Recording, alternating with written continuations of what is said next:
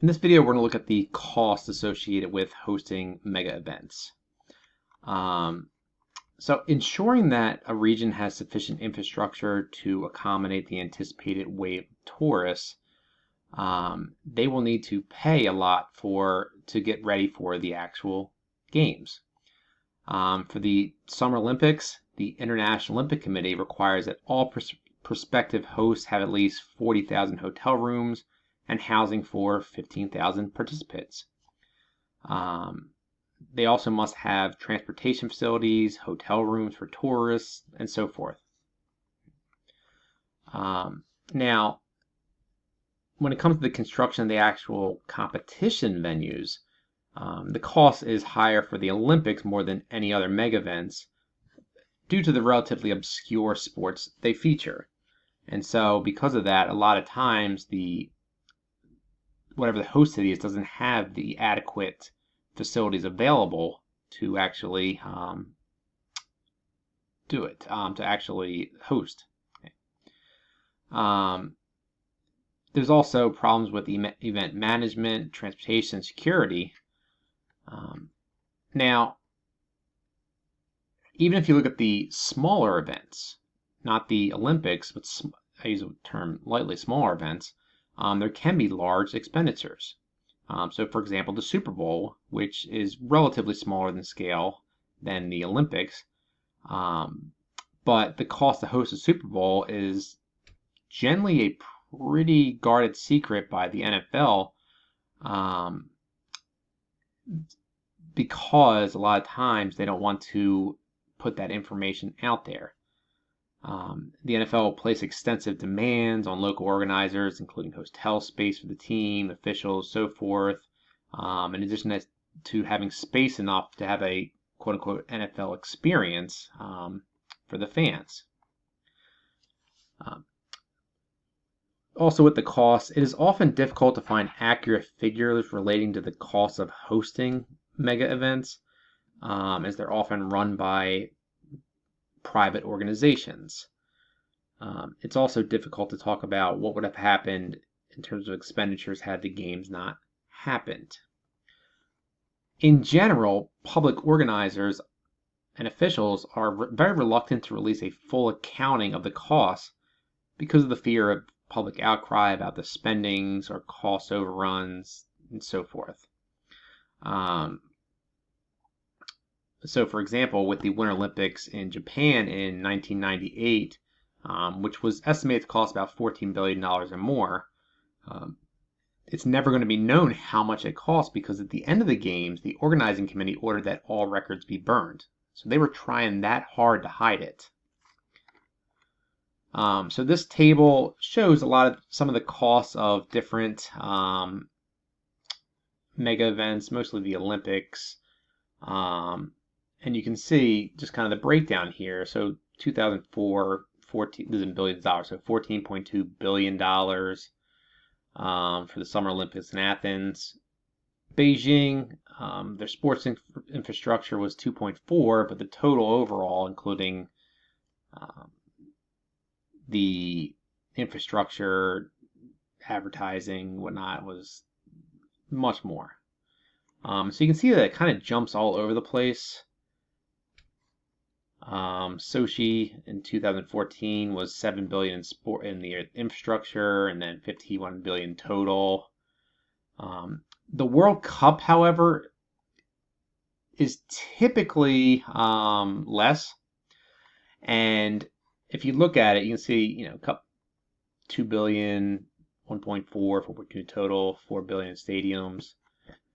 The one example is the 2022 World Cup in Qatar.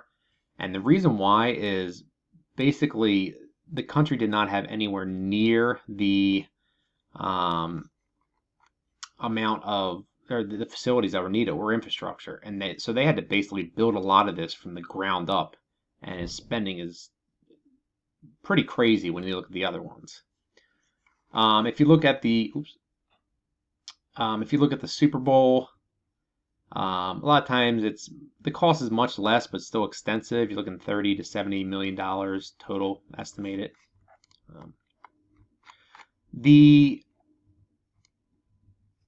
end here. Sorry.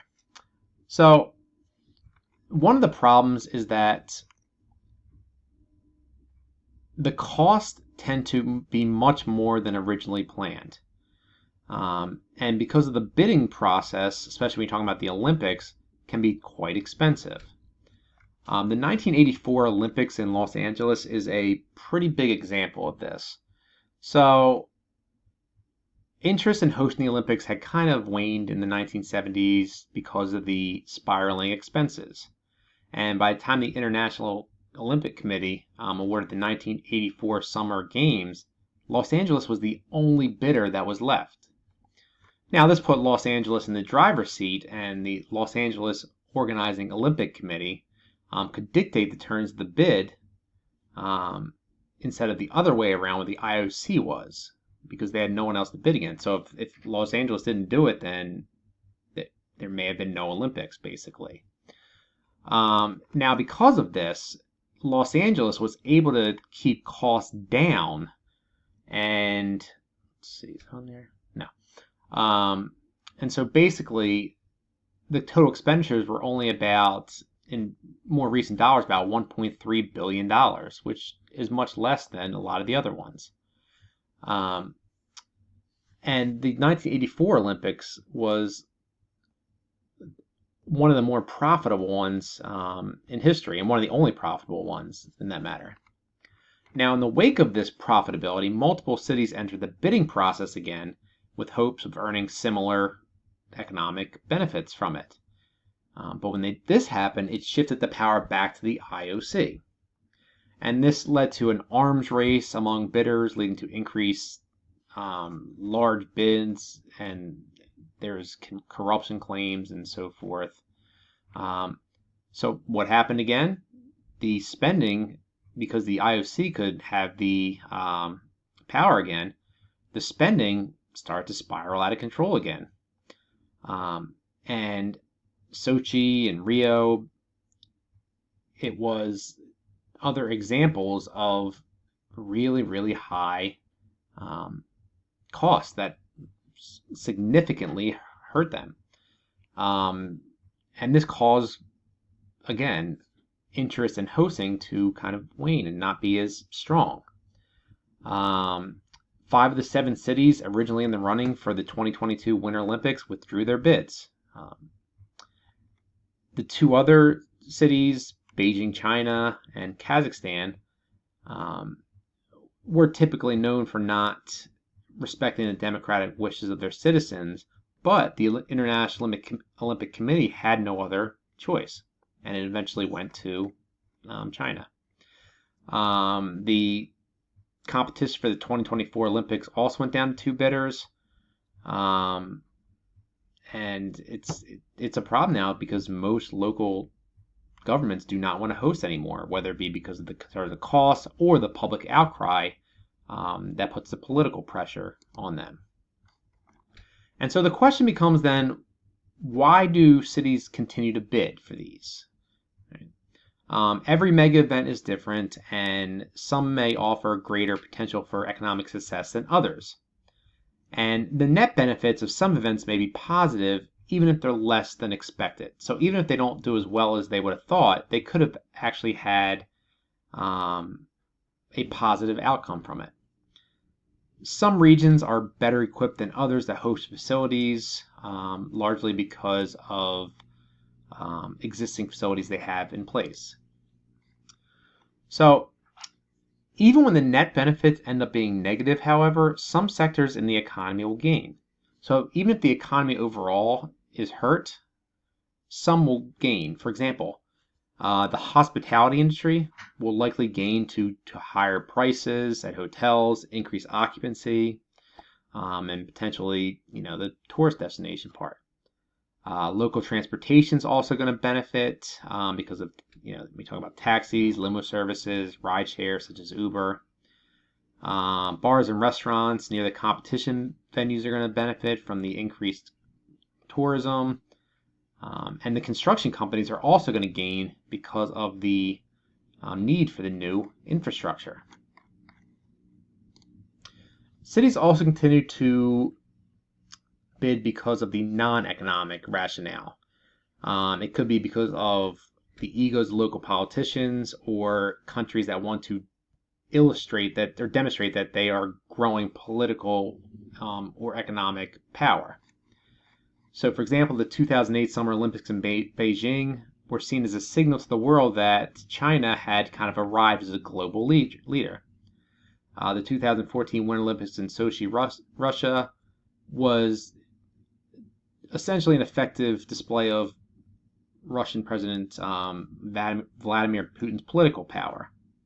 Okay, and so another part of that is the non-economic rationale is kind of that civic pride, the pride of hosting those games.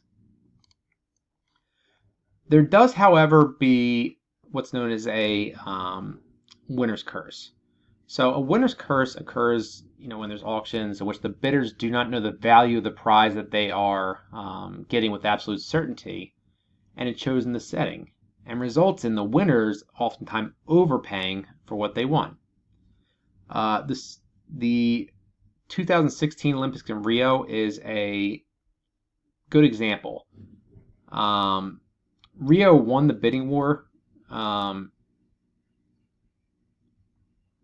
they did so in such a way that they promised so much that it ended up being a pretty big problem, spending and getting everything done in time.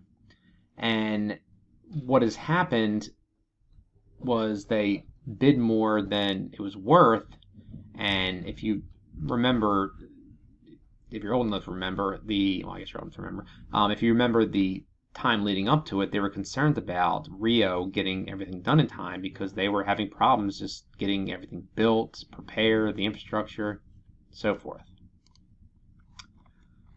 Now, the cities that host the Olympic Games the cities either host the Olympic Games in its entirety or not at all. And when a country bids for the World Cup, doesn't get to choose which of the games it wishes to stage. This is an all or nothing choice. It's an all or nothing choice that gives the International Olympic Committee and FIFA an advantage that even the most powerful monopolies seldomly have, because they can choose the price and the quantity. And so they can exploit this market power by auctioning off teams or events to an array of eager cities offering an all or nothing choice, meaning you either do everything we want or you get nothing. And so that allows them to really dictate the terms and have a lot of power overall. And so as long as consuming too many sports is preferable to choosing none, cities will often choose to consume too much, and especially when we talk about mega events, spend more on it than less, and that has been a problem. So that's a broad overview of the cost of hosting a mega event.